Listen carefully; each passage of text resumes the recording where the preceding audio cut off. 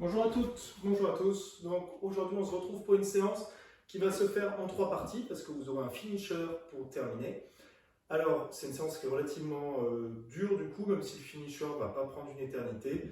Vous avez un échauffement qui se fait également en 3 tours où vous commencez par les pompes, donc 10 pompes histoire de toujours chauffer un peu les épaules et les triceps, les mains à largeur d'épaule. Je viens toucher la poitrine et je repars. Je peux le faire sur les genoux également.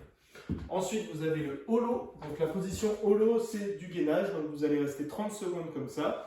Le principe, c'est d'essayer de rester jambes tendues, le bas du dos plaqué au sol et de décoller au maximum les omoplates. Si c'est trop difficile, vous pouvez venir attraper un genou avec la main et conserver la position de l'autre côté. Okay, donc 30 secondes comme ceci. Ensuite, vous avez les air squats. Donc là, sans charge, vous venez faire vos squats complets avec les pieds un tout petit peu tournés vers l'extérieur. Et ensuite, vous avez la corde à sauter ou les jumping jacks en fonction de la place et du matériel que vous avez. Donc soit en simple, soit en double pour la corde, donc à vous de voir. Mais essayez d'avoir l'exercice le plus difficile. Il n'y a pas énormément de répétitions sur le reste de la séance. Mais le but, c'est de travailler également cet aspect technique. Donc 3 fois comme ça.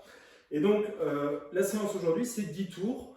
Où vous avez 1 minute où vous allez faire justement corde à sauter, simple ou double ou jumping jack. Donc pendant ce temps, vous faites un maximum de répétitions.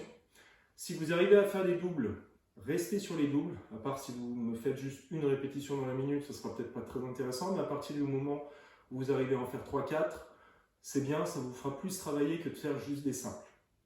Ensuite, pour les minutes 2 et 3, vous avez 10 pompes à faire. Donc là, vous enchaînez en fait sur cette phase de 2 minutes. Vous me faites vos 10 pompes. Dès que c'est fait, donc vous faites les 10, vous vous redressez de la 10e, vous faites 10 sit-ups, donc les abdos, je viens toucher derrière la tête, toucher devant.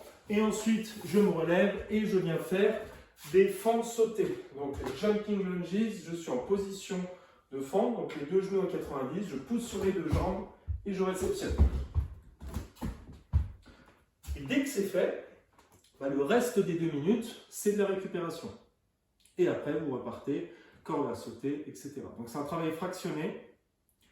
Première minute, vous bossez pendant toute votre minute. Et après, les 2 minutes qui suivent, c'est un petit peu plus cool, entre guillemets, parce que là, je vous conseille d'aller relativement vite sur vos 3 exercices, qui ne prennent pas beaucoup de temps. Comme ça, après, vous avez à peu près 1 minute de récupération. Pour ça, c'est assez long.